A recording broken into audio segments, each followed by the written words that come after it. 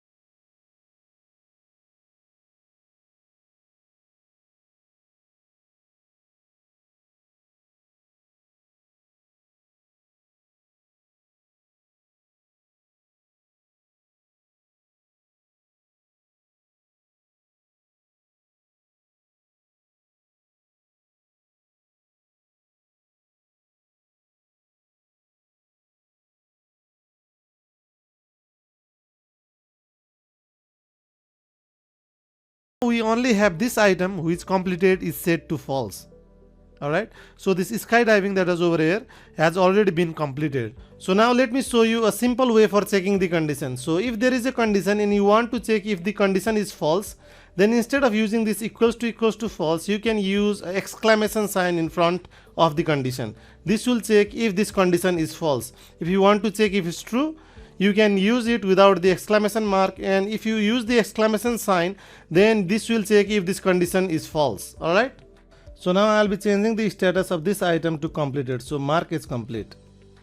So now this item is also complete, but this list is empty and we are not getting this text widget that says no data on bucket list. So why is that? And this is because despite of items being completed, they are still in our bucket list data, right? We are using the condition to hide the completed data by rendering this invisible widget, but actually data is not removed from our bucket list. So instead of using this bucket list data, we will be creating a new list, and that list will be a filtered list created from this bucket list data that will only hold the map objects in which the completed is set to false. Alright, and we will be checking the length of that. So instead of using this condition over here, we will be using this condition in our list data widget. So let's remove this and let's move into this widget, and here let's create a new list with this bucket list data. Alright, so list dynamic, and we'll be naming it as filtered list equals to bucket list data dot where, and that will automatically suggest this arrow function over here. So dot to list. So if I leave this code as it is, then this filtered list will have no data inside of it because every element is returning false. So instead of returning false, we will be checking this element and then conditionally return true or false. Alright, and this element is a map object, so we can use element, and then we'll have a look at this key completed. So completed equals to false. Alright, so we are checking for all the elements or all the map objects inside of this bucket list, and we are only sending the data to this filtered list in which a map object completed key value is set to false. Alright, and here we know that for checking the false condition, instead of using this equals to false, we can simply place this exclamation sign in front of the condition. Alright, so this will check if this completed is false, and if this is false, then this condition will be true and the data will be sent to this filtered list, and this filtered list will only hold the data in which the completed is false. Alright, so now we can use this list for conditionally rendering the text.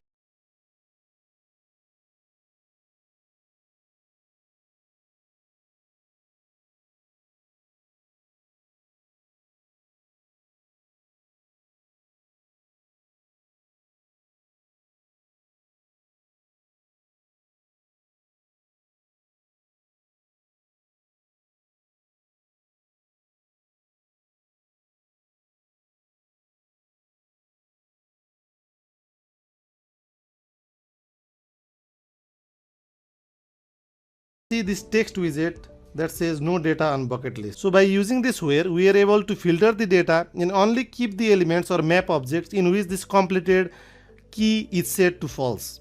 So now let's move into the postman and repopulate the data.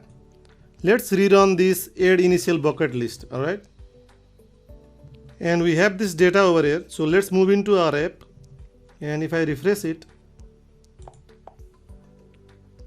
then I'll be getting this list item because all of these are not completed for now. So if I want to complete this, I can click here and mark this as complete, and if this is completed, then we'll no longer show this list style. Instead, an invisible sized box is rendered here. Now whenever you are working with an API, you cannot be so sure that these data exist. So this element might also not exist, this might not be a map object, and this bucket list index might also not exist. So we always need to provide a fallback value. So let's wrap this with a parenthesis, and then if this does not exist, we will be providing false as an fallback value. Alright, and we'll do the same for this as well. So wrap this with a parenthesis. Alright, and here we will be providing a fallback value false. So as this is a boolean, the fallback value must also be a boolean. Alright, and this might also not exist, so this will also fall back to this false. So let's use a question mark over here. So if this does not exist, then this will fall back to false, and if this completed key is not in the map object, then also it will fall back to false. Alright, and this element might also be null, so let's provide question mark over here, so that if this is null, then it will automatically fall back to this false value. So that's it for this lesson, and in the next lesson we'll be working on adding data to our bucket list. So I'll see you at the next lesson. In this lesson we'll be working on adding data to our bucket list. So let's get started. Before we dive into our code, let's move into the postman and create a request for sending data to our server. So now let's create a new request in this collection for adding data to our server. So click at it and then add request. So now let's rename this to add data, add bucket list data. So in REST API, when you want to add a data into the database, or you want to send the data to the server for adding it to the database, you generally use this post request. But in real-time database, it's a little bit different. So what happens if I send this post request into our server? So let's move into this request, copy the API endpoint, paste it in this request, and let's move into this initial data again, and let's copy one of the map object, and then we'll be trying to send this map object using a JSON. So body, raw, and then type is JSON. Alright, so now let's paste the map object over here, and let's remove this comma and send the request. And we have this 200 OK status, and the data has been sent to the server. But if you have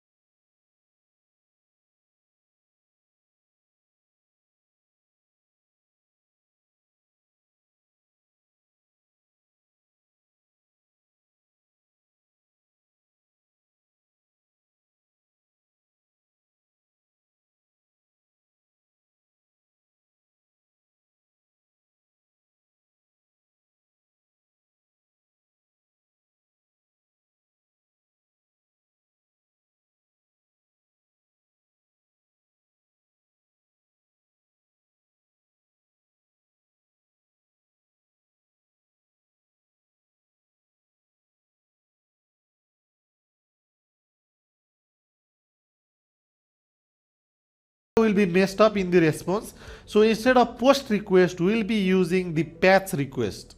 But the patch method is generally used for modifying the data, but not to mess our response data. We must be using this patch request. This is an exception to REST API, but this is what it is. So if we want to add a new data into this bucket list, then we should be providing index in the URL. So if you look into this get request, then you can see that this visit Nepal is at 0 index of the list, and this skydiving is at the first index. So if you want to add the data right below this skydiving, then you should be defining that index in the API endpoint. And as we are trying to add data to the second index, we will be using /to.json, alright, and the method will be the patch method. And in this request body, we will be sending this map object only, not the list, alright. So let's send the request, and this visit Nepal has been added. So let's run this get request again, and here you can see that new data has been added at the second index. So now if you want to add another data in the third index, then move into this patch request and change this to 3, alright, and this will add the data to the third index. And here we have this new data in the third index, alright. So every time you want to add a new data into the database, then you must increment this index value, alright. So now let's move into the app and start working on adding data. So we have a lot of items over here. Let's leave it as it is, and let's navigate into this add bucket list.dart, this page. So now I'll be creating a button here to send a dummy data into the server. So let's use the body argument elevated button, and in onPress there will be an anonymous function, and the child will be a text widget. So now let's create a function over here so that we can send dummy data into the server. And instead of creating this function, we can copy it from this view item. So let's copy this mark as complete function because it is using this patch request. So let's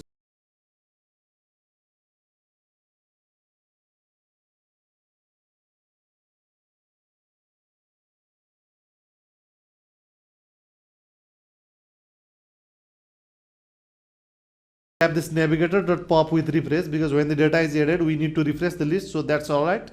So here let's replace this completed true map object with an actual map object from our postman. So let's navigate into the postman and let's copy this map object and replace this with the new object. Alright, let me wrap the words first.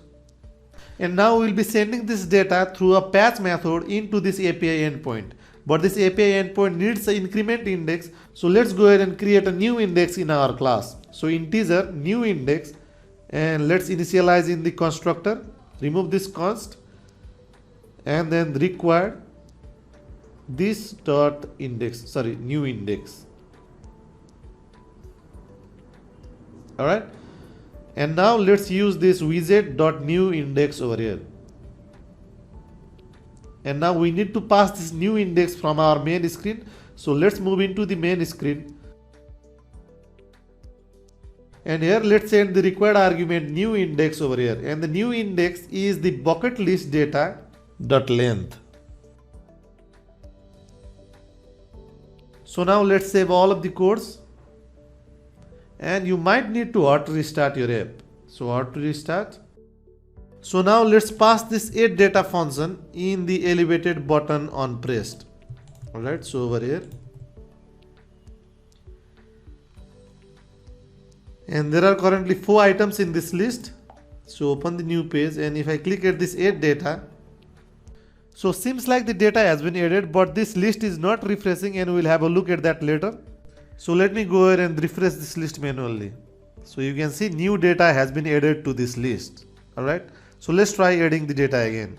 So click at it, click at add data, refresh the page, and again new data has been added to the new index. Alright, so now let's work on this auto refresh. So when the data is added from this page, then this list will refresh automatically, right? So move into this main screen and find the code which is responsible for triggering this new screen. So this code, it is inside of this floating action button. So on pressed we have this navigator.push, so we can use .then here, which will have a function inside of it with the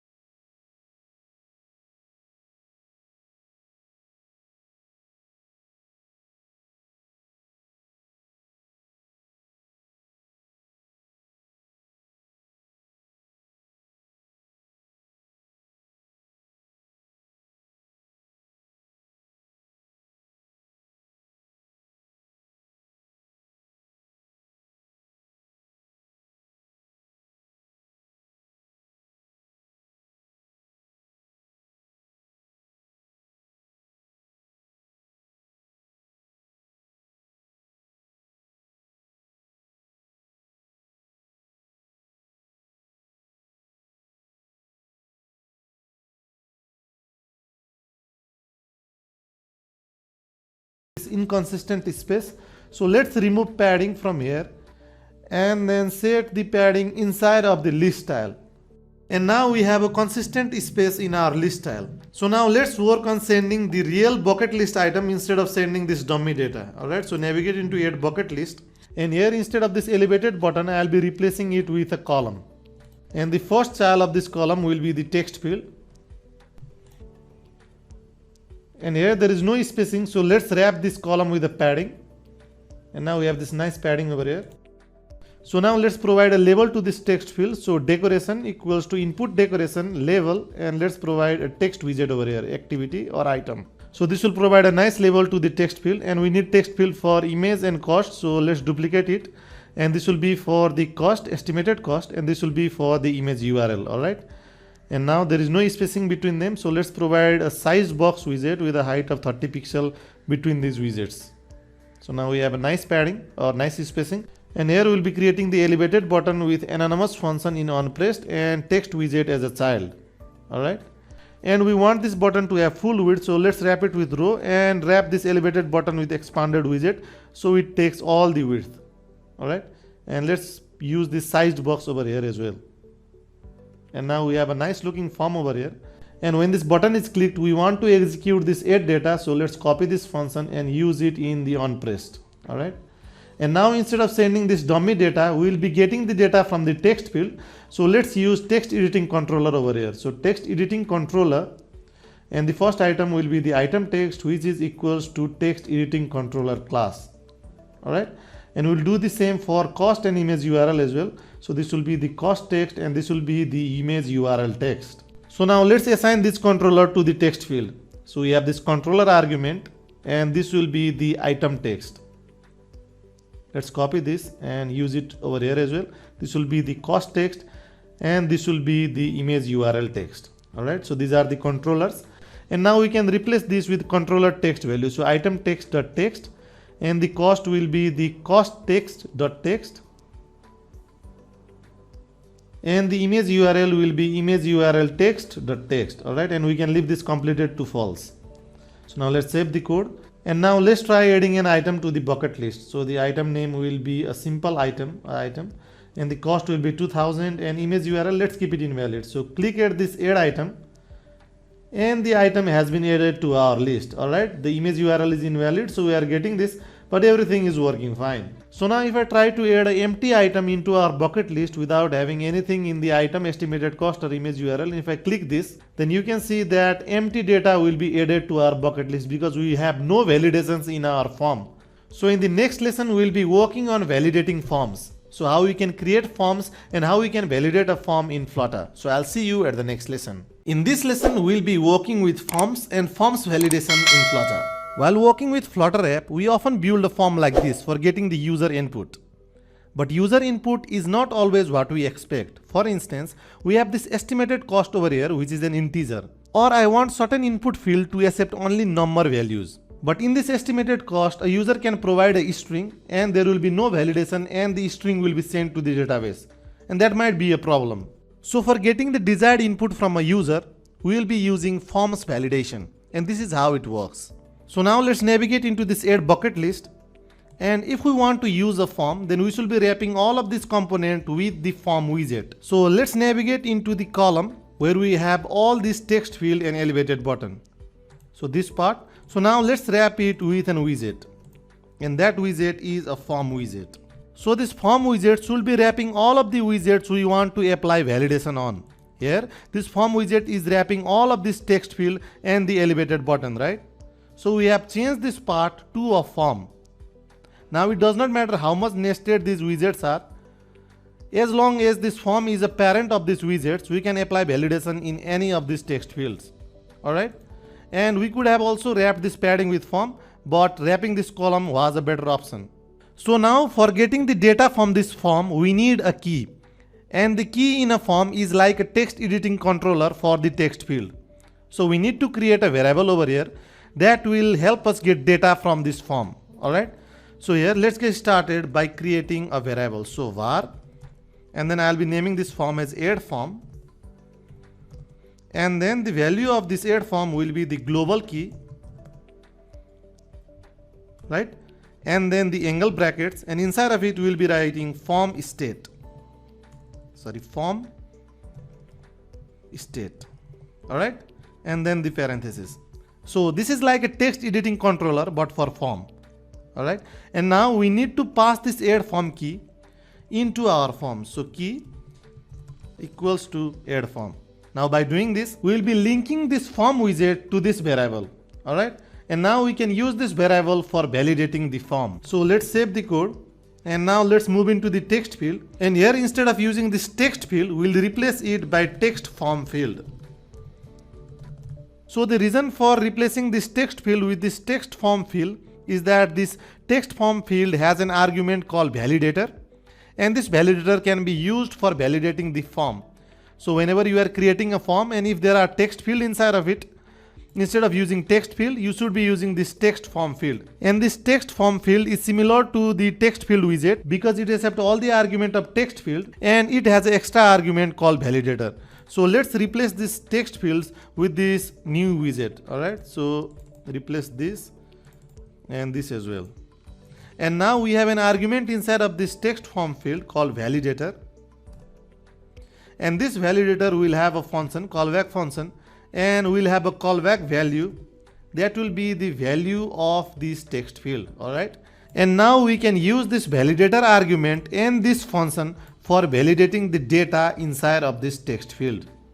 Alright, so if we don't want this to be an empty value, we can write a condition over here. So if value, meaning the value of this text field, equals to null. So if the value is null or value dot is empty, then return a string saying that this must not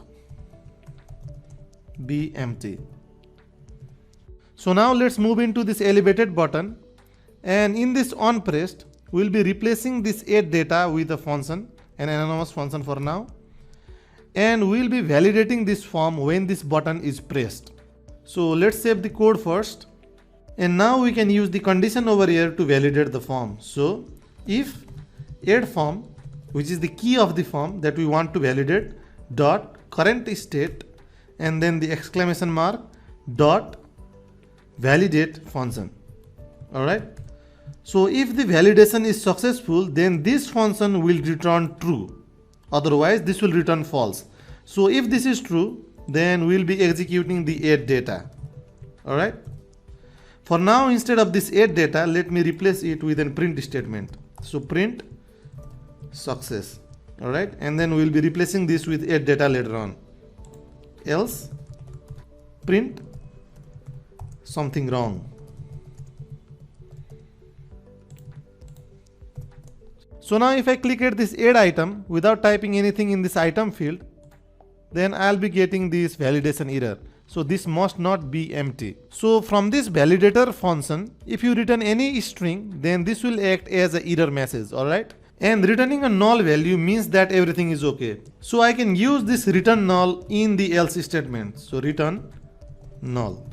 So if the text value is empty or null, then we'll be returning a string or we'll be returning an error message, and if not, we'll be returning null, meaning that everything is alright. So I can also use multiple validation logic over here. For instance, if I want this item to have minimum 3 characters, then I can write this condition over here. So if value.length is less than 3, then return must be more than 3 characters. Alright, and we are getting this error because dot is unknown of this value type, so this might not be a string, right? So we need to provide dot to string to make sure that this value is a string. Alright, so let's save the code, and now if I enter anything over here, and I'll be keeping it only 2 characters, so the length is 2. Now if I click at this add item, then I'll be getting this error, must be more than 3 characters. And as we can have multiple validations over here, we don't need this else statement. So if there is an error, then we will be returning a string which will be treated as an error message, but if there is no error, then it does not make any sense for returning a null, right? So we can remove this return null from this statement. And now let's copy this validator argument and use it in other part of our text field as well. So paste it over here and here as well. And now we have validation in all of these text fields. Alright. So now if I try to click this add item button without entering any data in these fields, then I'll be getting error on all of these text fields. Alright. So now we can only send the expected data to our server. So if I change this to a valid string, say eat an apple,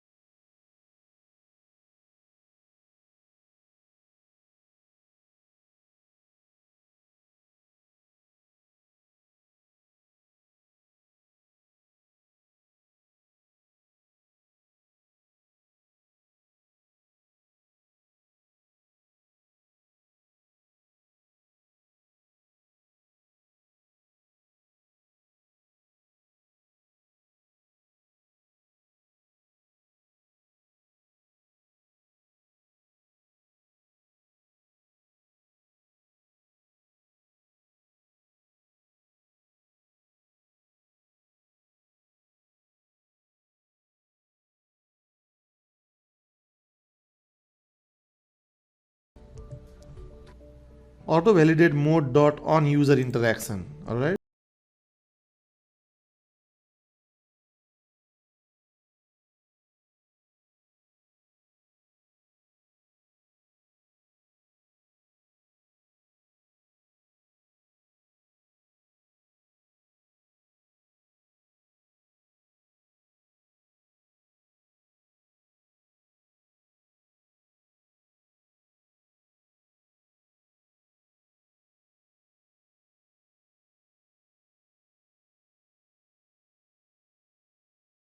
Validation for validating user input. So that's it for this lesson, and in the next lesson we will be working on finally wrapping up this bucket list project. So I'll see you at the next lesson. In this lesson we will be working on wrapping up our bucket list app. Main focus of this lesson is to create a scalable and maintainable folder structure. As you can see, we have multiple screens, but all of them are kept inside of this lib folder without any structure. So in this lesson, we will be creating a scalable and maintainable folder structure. So the first thing that I want to do here is to create a new folder called screens. And inside of this folder, I'll be keeping all the screens of our app. So currently we have these three screens over here, the add bucket list screen, main screen, and the view item screen. So let's rename them first to make it easier for us to navigate. Alright. So the first thing that I want to do is to rename this add bucket list to add_screen. So as the file name has been changed, VS Code is asking if it can refactor the imports. So click it OK so that the new file name is used everywhere. Alright. So now let's rename this main screen to main_screen as well. And it should be refactored. Alright. And then we have some issues in this, but it is solved automatically. So let's save this file. And then let's move to this view item and rename it to view_screen. Alright. Okay. Now if you are still getting an error, then you should check all the imports. Alright. So now let's select these three screens and move them to this screens folder. And once the files has been moved to a new folder, then we should be changing the import as well. So you might be getting error on this main.dart. So here it is. So this add screen and main screen is placed inside of this screens. So provide screens over here. Alright. And you might need to do this for multiple files. So you can also see that we have got error on this file as well.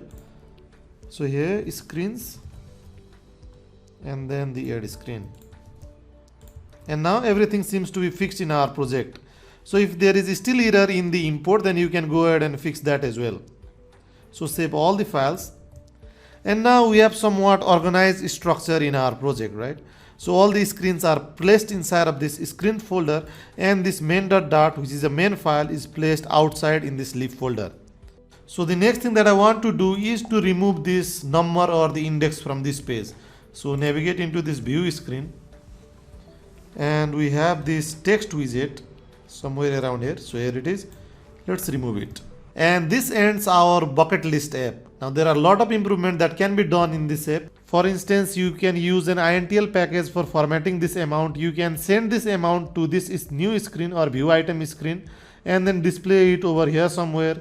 You can use this mark as complete as a button at the end of this screen, and there are a lot of things that can be done in this app. And I am sure that you'll make a lot of improvements in this app. So this is the end of our bucket list app, and I'm sure that you have learned a lot of things over here, and I'm sure that with that knowledge you'll build something beautiful. So that's it for this lesson, and I'll see you at the next section. Welcome to our next adventure, Fun Facts app, in which we'll be learning some advanced and pretty cool stuffs. We've got some cool stuffs ahead like PSV Builder, Switch Widget, consumers, and much more. In the main part, we'll explore how Flutter manages global states using something called provider. We'll understand the concept of global state management and use it for switching theme in our app. Not only that, we'll be creating a dummy read-only API through GitHub and use it in our Fun Facts app so that you can provide your users with fresh fun facts every time. In a nutshell, we are not just making a Fun Facts app, we are also getting hands-on with state management and a bit of internet wizardry.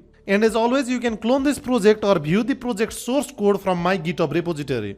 Navigate into github.com/susandstc, move to repositories tab, search for Flutter, and you can clone this Flutter Fun Facts app with provider project. Alright? It's going to be a blast, so let's dive in and make our app both smart and entertaining.